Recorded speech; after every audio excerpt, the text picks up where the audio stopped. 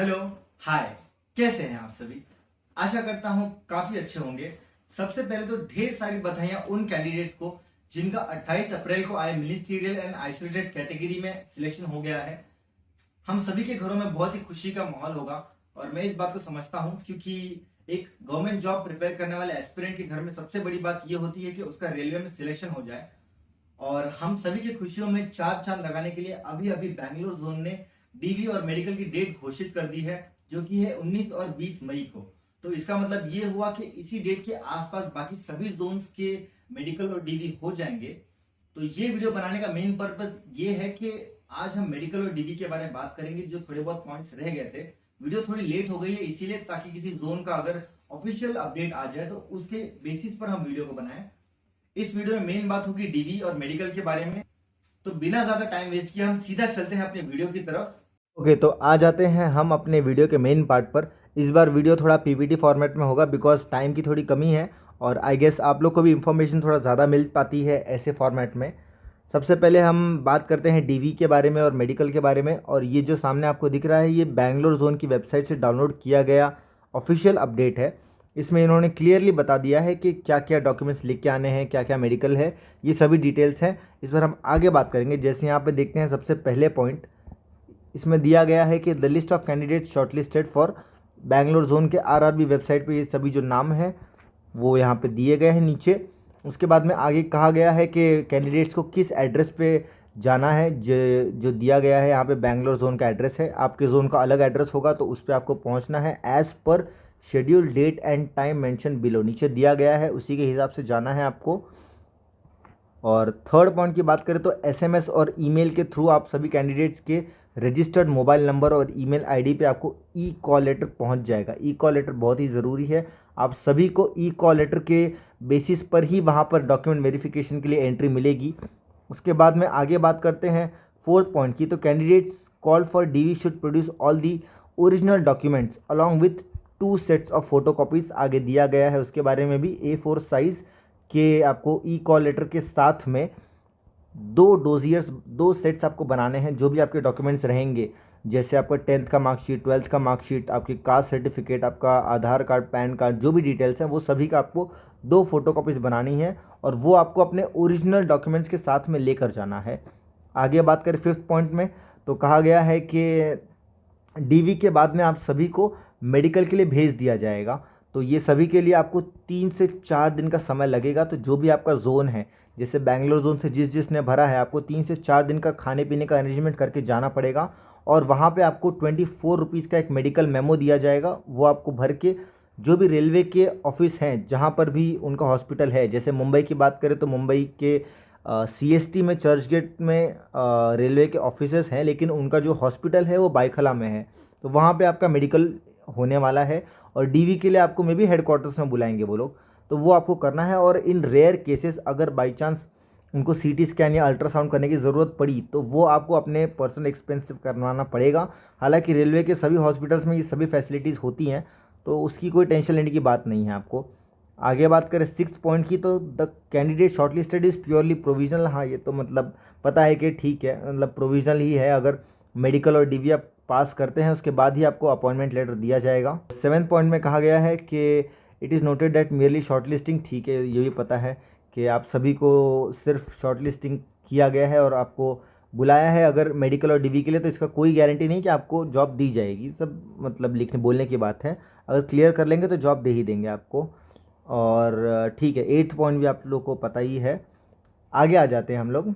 अब यहाँ पर ये जो ऊपर हैं ये सभी कैंडिडेट्स के नाम दिए गए हैं कि किसको किसको कौन से सेशन में जाना है। जैसे किसी किसी का 19 तारीख को दोपहर को 1 बजे रिपोर्टिंग है, किसी का 20 तारीख को सुबह 8 बजे रिपोर्टिंग है, किसी का 20 तारीख को दोपहर को 1 बजे रिपोर्टिंग है। तो जिसका जैसे जैसे रिपोर्टिंग है आप अपना रोल नंबर वाइज चेक कर लीजिएगा और उस टाइम से थोड़े टाइम पहले ही पहुँच जाइएगा वहाँ पर, क्योंकि एग्ज़ाम के टाइम पे या डीवी के टाइम पे थोड़ा रिस्क लेना सही नहीं है। नया जगह है, नया लोकेशन है, तो उसके हिसाब से आप थोड़ा टाइम से पहले पहुंच जाइएगा।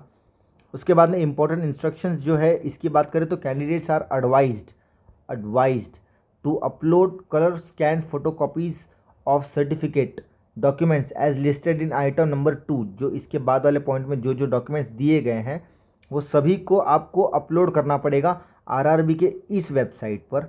HTTPS ये सभी के कॉल लेटर में या फिर वेबसाइट पे अलग अलग जो लिंक रहेगा वो अपलोड हो जाएगा। वहाँ पे आपको कब अपलोड करना है, 10 days prior to the date of DV and closing date of DV। मतलब जैसे 19 और 20 तारीख है तो ये लोग का 9 और 10 तारीख को लिंक एक्टिवेट हो जाएगा। तब ये सभी लोगों को इनके डॉक्यूमेंट्स ओरिजिनल ट्रू कलर में स्कैन करके अपलोड करना है वहाँ पर। सेकेंड पॉइंट जो कि काफ़ी ज़्यादा इंपॉर्टेंट पॉइंट है, इसमें डिटेल्स में दिया गया है कि 2 सेट आपको लेकर जाने हैं क्लियरली सेल्फ अटेस्ट कर सेल्फ अटेस्टेड फोटो कॉपीज़। मतलब जो भी आपका डॉक्यूमेंट रहेगा नीचे आपको अपना साइन करके सेल्फ अटेस्ट करना है, उसमें नीचे डेट लिख देनी है। और ई कॉल लेटर के साथ में ये जो ई कॉल लेटर है यही आपका एडमिशन होगा, इसी के बाद आपको एंट्री मिलेगी अंदर DV के लिए। और साथ में जो डॉक्यूमेंट्स है तो ये सबसे पहले 10th की बात की गई है। 10th का डॉक्यूमेंट क्यों चाहिए, क्योंकि वो सर्व करेगा as a proof of date of birth, कि आपकी एज क्या है वो आपको पता चलेगा 10th के पासिंग सर्टिफिकेट से। तो वो आपको लेके जाना है। और इन केस अगर आपके फादर मदर का नाम या फिर आपके नाम में कोई दिक्कत है, स्पेलिंग में कोई दिक्कत है या ऑनलाइन कोई दिक्कत है, तो इसका सॉल्यूशन ये है कि आपको एक एफिडेविट बनवाना पड़ेगा। यहाँ पे लिखा है एफिडेविट बनवाना पड़ेगा मजिस्ट्रेट नोटरी से। रिक्वायर्ड स्टैम्प पेपर पे आपको एक एफिडेविट बनवा देंगे तो उससे काम हो जाएगा। तो आगे जो है आपका 10+2 इंटर या हाई स्कूल का या इक्विवेलेंट सर्टिफिकेट एज एप्लीकेबल। अब देखिए जो स्टेनोग्राफर की पोस्ट है, जो जूनियर स्टेनोग्राफर की पोस्ट है, उसके लिए जो बेसिक क्वालिफिकेशन था वो था 12th। तो 12th की क्वालिफिकेशन के ये लोग 12th का मार्कशीट इसीलिए मांग रहे हैं क्योंकि उसमें उनको डेट देखनी है, पासिंग डेट। जो आपकी पासिंग डेट रहेगी उसके हिसाब से ही वो लोग को समझ में आएगा कि जो ऑनलाइन आपने एप्लीकेशन जब भरा था उसके पहले आप ऑलरेडी एलिजिबल थे वो पोस्ट भरने के लिए। और कुछ पोस्ट में अगर ग्रेजुएशन है तो वही सेम क्राइटेरिया एप्लीकेबल होगा ग्रेजुएशन के लिए। तो ये कोई टेंशन की बात नहीं है, आपका 12th के मार्कशीट में डेट दिया होगा।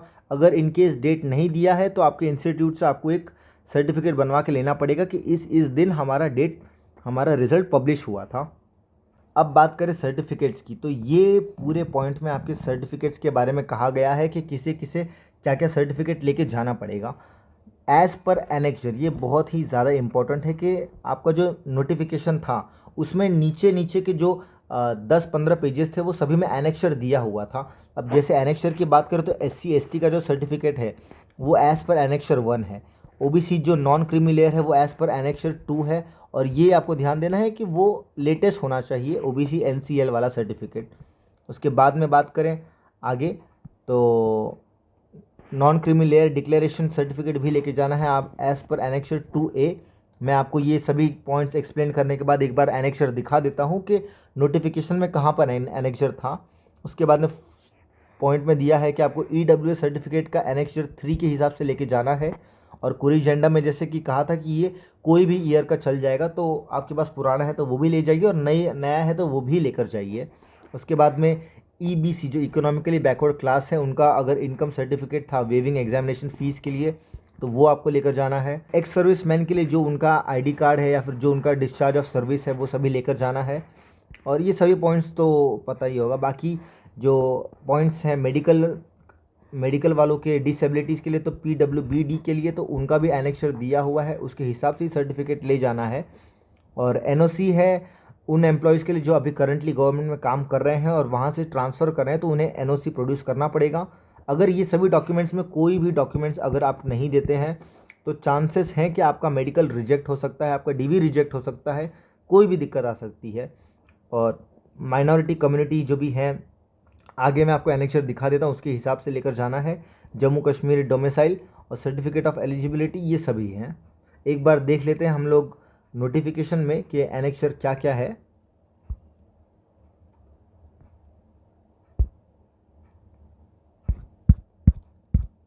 ये रहे एनेक्चर।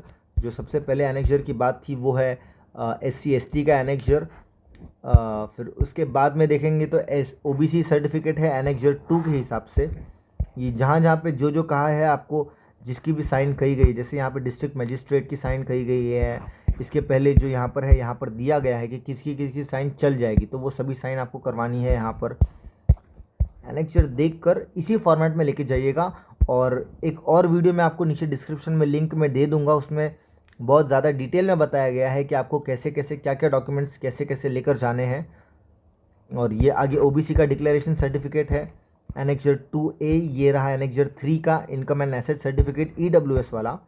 और उसके बाद में है इनकम सर्टिफिकेट फॉर ईबीसी वालों का, ये इनकम सर्टिफिकेट है। और ये डिक्लेरेशन है माइनॉरिटी कैंडिडेट्स के लिए कि वो लोग माइनर कैंडिडेट्स हैं, इस कैटेगरी को बिलोंग करते हैं, तो उन्हें भी ये भर कर ले जाना पड़ेगा।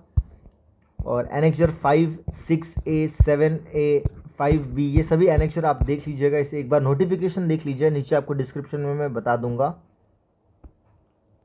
अब बात करें थर्ड पॉइंट की, तो वो है डॉक्यूमेंट्स।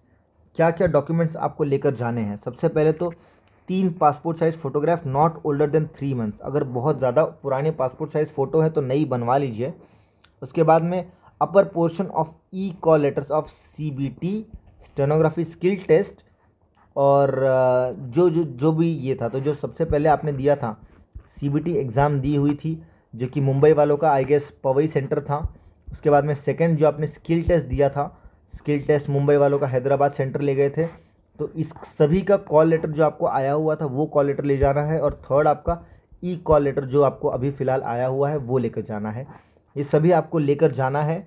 और उसके बाद में जो बात करें photo copies of both side of Aadhaar card, जहाँ पे आपका एड्रेस है और जहाँ पे फ़ोटो है उसका। और अगर आपने ऑफलाइन पेमेंट की थी तो SBI चालान का रिसीट भी आपको लेकर जाना है। आगे फोर्थ पॉइंट की बात करें तो इसमें कहा है कि अगर कैंडिडेट्स ये जो ऊपर मेंशन किए गए 3 और सेकेंड आइटम में अगर वो लोग कोई भी डॉक्यूमेंट्स नहीं लेके जाते हैं तो ऐसे चांसेस हैं कि उनके कैंडिडेचर रिजेक्ट भी हो सकते हैं। इसीलिए डॉक्यूमेंट्स को आप डबल चेक कर लीजिएगा, क्रॉस चेक कर लीजिए कि हर एक डॉक्यूमेंट्स आपके पास है या नहीं। पॉइंट नंबर 1, 2, 3 एक बार दोबारा पढ़ लीजिएगा। मैं आपको डिस्क्रिप्शन में इस पूरा PDF का लिंक दे देता हूँ। टेलीग्राम का भी चैनल लिंक दे दूंगा, वहाँ पे आप डिस्कस कर लीजिए किसी कैंडिडेट से, बाकी लोगों से, सभी लोग आपकी हेल्प कर देंगे। लेकिन डॉक्यूमेंट्स जो है वो सभी बराबर रखिएगा, कोई उसमें दिक्कत ना आ जाए जिससे आगे चलकर। और आगे जो कहा है कि अपना कैंडिडेट्स को सिर्फ DV और मेडिकल के लिए अगर बुलाया गया है तो दे आर नॉट एंटाइटल्ड, तो ये तो पता है, अगर क्लियर कर लेंगे तो आपको जॉब दे ही देंगे वो लोग। उसके बाद में SC ST कैंडिडेट्स का जो फ्री ट्रैवल पास है provided which may be used for availing free train travel for attending the office of RBI for DV and medical purpose के लिए उन लोग अपना अपना फॉर्म भर के, जो भी SC ST कैंडिडेट्स जानते होंगे कि उन्हें क्या क्या प्रोसीजर फॉलो करनी है। आगे दिया गया है the candidates need to attend medical examination after document verification duly paid 24 rupees toward medical examination. The date and time of medical will be intimated at the time of DV। Please note that you should be prepare for staying more than 4 days. से ज़्यादा भी आपका time लग सकता है at your own cost. तो ये तो हम सभी एडजस्ट कर ही लेंगे। और ये 8th वाला पॉइंट बहुत ज़रूरी है। इसमें ये कहा गया है कि एक और ब्लॉक डेट आपको इशू की जाएगी। ब्लॉक डेट कब के लिए इशू की जाएगी? उन कैंडिडेट्स के लिए जो एब्सेंट होंगे। और एब्सेंट भी क्यों रहेंगे? उनका एब्सेंट का सिर्फ 2 ही रीज़न है। सबसे पहले तो अगर वो यूनिवर्सिटी या गवर्नमेंट एग्जाम अपीयर कर रहे हैं तब, और ड्यू टू सिकनेस। इसके अलावा और कोई भी रीज़न आपका कंसिडर नहीं किया जाएगा। No fresh E call letter will be issued, अर्थात आपका कैंडिडेचर कैंसिल कर देंगे। जो डेट दी गई है उस डेट में आप लोग अटेंड कर लीजिए आपका DV और मेडिकल, और जॉब ले जाइए खुशी से। और आई गेस जून तक ये लोग ज्वाइनिंग भी करवा देंगे। तो ये थी बात डॉक्यूमेंट्स की। आई होप आप सभी लोग समझ गए होंगे कि क्या क्या डॉक्यूमेंट्स ले जाने हैं, कैसे कैसे ले जाने हैं। और एनेक्चर के हिसाब से कास्ट सर्टिफिकेट बहुत ज़्यादा ज़रूरी है। सेंटर का कास्ट सर्टिफिकेट होना चाहिए, स्टेट का नहीं चलेगा। अब हम बात करते हैं मेडिकल की। तो देखिए मेडिकल स्टैंडर्ड थोड़ा ज़रूरी हो जाता है, बिकॉज़ रेलवे मेडिकल स्टैंडर्ड में खास करके अच्छा खासा ध्यान देती है। आपके विजन साइड पे, विजुअल एक्टिविटी पे बहुत ज़्यादा ध्यान दिया जाता है। और B1, C1 और C2 ये 3 मेडिकल क्राइटेरिया हैं जो M&I कैटेगरी के लिए एप्लीकेबल हैं। तो एक B1 है जिसमें थोड़ा स्ट्रिक्ट अपना आँखों का चेक किया जाता है, जैसे colour vision, binocular vision, night vision, mesopic vision, ये सभी टेस्ट करते हैं। और नीचे मैं आपको डिस्क्रिप्शन में एक और वीडियो दे दूंगा जिसमें आई साइट के ऊपर स्पेशली बताया गया है। उसमें कुछ टेस्ट भी हैं जो आप ऑनलाइन ही टेस्ट ले सकते हैं वीडियो के दौरान, जिससे पता चल जाएगा कि आपको कलर विज़न है या नहीं, बाइनोकुलर विज़न कैसा होता है, नाइट विज़न क्या होता है, वो सब बता दिया गया है उसमें। और जो मैक्सिमम पोस्ट पे सिलेक्शन हुआ है जो कि स्टेनोग्राफर्स का है, तो वो C1 क्राइटेरिया पर है। और C1 क्राइटेरिया बहुत ज़्यादा मुश्किल नहीं है। C1 में यहाँ पे सीधा सीधा कहा है डिस्टेंस विजन, मतलब ये है 6 मीटर। 6 मीटर पे खड़े करके आपको कितना बड़ा ऑब्जेक्ट दिखता है। तो 6/12 और 6/18 इससे आपका विजन पता चल जाएगा। मेन बात तो है आपका विथ और विदाउट ग्लासेस। तो अगर आपको ग्लासेस भी है तब भी कोई दिक्कत नहीं है, आप आराम से टेस्ट क्वालिफाई कर सकते हैं। और इसमें भी 4 डायोप्टर के आसपास तक दिया है, जो कि आप यहाँ देख सकते हैं। चैप्टर 5 जो है इंडियन रेलवे का, चैप्टर 5 क्या है वो भी मैं आपको एक बार दिखा देता हूँ कि चैप्टर 5 में क्या क्या कहा गया है, कि मेडिकल क्राइटेरिया क्या है। अगर विजन की बात करें तो विजन में तो ये डिस्टेंस विजन और नियर विजन जो है इसमें कोई दिक्कत नहीं है, क्योंकि विथ और विदाउट ग्लासेस है। और सेम है C2, तो सबसे लोएस्ट क्राइटेरिया है रेलवे में सिलेक्शन के लिए। तो यूजुअली कोई भी बच्चा ये सभी क्राइटेरिया के बाहर तो नहीं जाता है। और अगर बात करें फिज़िकल फिटनेस की, तो ये सभी जगह पे ये एलिजिबल है कि सभी जगह फिज़िकली फ़िट कैंडिडेट्स ही चाहिए उन्हें। तो फिज़िकल फिटनेस क्या है ये मैं आपको चैप्टर 5 में बता देता हूँ एक बार। तो ये रहा chapter 5 medical examination railway candidates के लिए। ये सबसे पहले गैजेटेड ऑफिसर के बारे में कहा है, लेकिन हम लोग तो यूजुअली नॉन गैजेटेड ऑफिसर की पोस्ट की बात करेंगे। यहाँ पर आप देख सकते हैं medical criteria for non gazetted post. इसमें सबसे पहले कहा है कि जनरल फिजिकल एग्जामिनेशन होगी और विजन टेस्ट होगा। अब उसमें क्या क्या क्राइटेरिया कैसे कैसे हैं, तो उसमें सबसे पहले ये है कि आगे देखेंगे तो कहा गया है कि a candidate serving in railway employ, ठीक है, रेलवे एम्प्लॉयज़ के लिए भी ये है कि वो डिफेक्ट फ्री होने चाहिए। Examiner will use own description as to scope of general examination to जज द केसेस, ठीक है। मेडिकल एग्जामिनर जो होगा वो अपने हिसाब से कंसिडर करेगा, वो इंडिपेंडेंट है कि कुछ भी वो क्राइटेरिया दे सकता है आपको। और एक है कि measurement of height, weight, chest, girth will be recorded if specifically required. Usually ये नहीं पूछा जाता है, अगर उनको फिर भी लग रहा है तो वो इसे पूछ सकते हैं।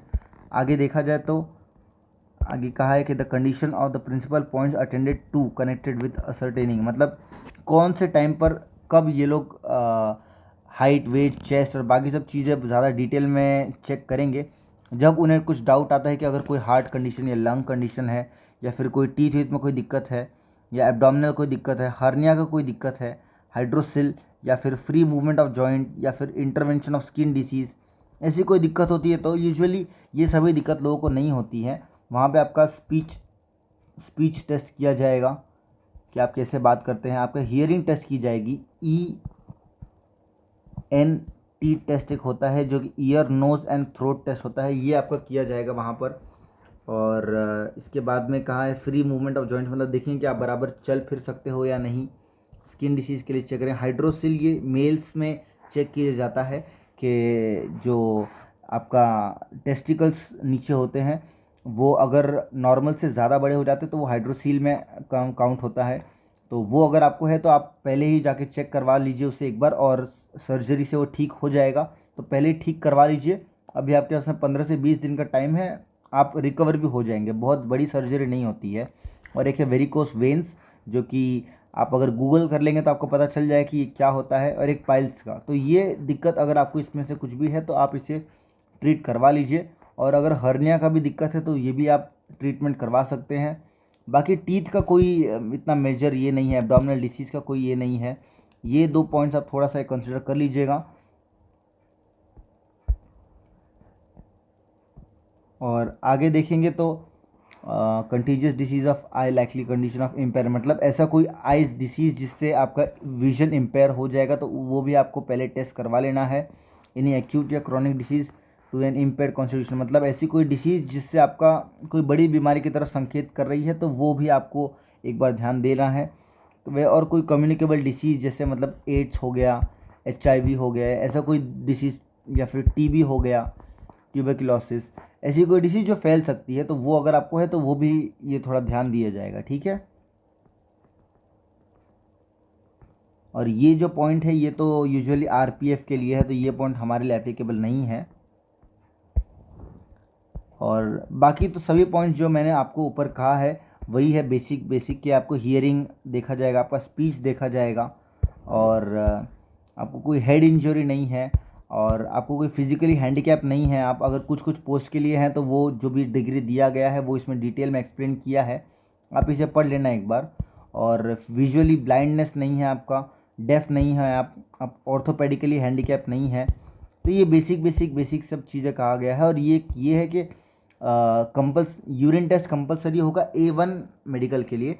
मे भी शायद आपका C1 के लिए भी ये लोग यूरिन टेस्ट कर ले, और आपका ब्लड टेस्ट, और बाकी जो जहाँ तक कि मुझे पता है कि आपका एक यूरिन टेस्ट ये लोग देख सकते हैं, आपका एक ब्लड टेस्ट होगा, और बाकी आपका लंग्स एंड हार्ट चेक करने के लिए वो लोग शायद एक एक्सरे करवा सकते हैं आपसे, एक्सरे करवाएंगे। और बाकी यूजुअली जो एक फिज़िकली फिट एक आदमी का एक होना चाहिए, वो सभी क्राइटेरिया होगा जिसमें आपको कोई बहुत ज़्यादा दिक्कत नहीं आएगी, आप उसे सभी को क्लियर कर लेंगे।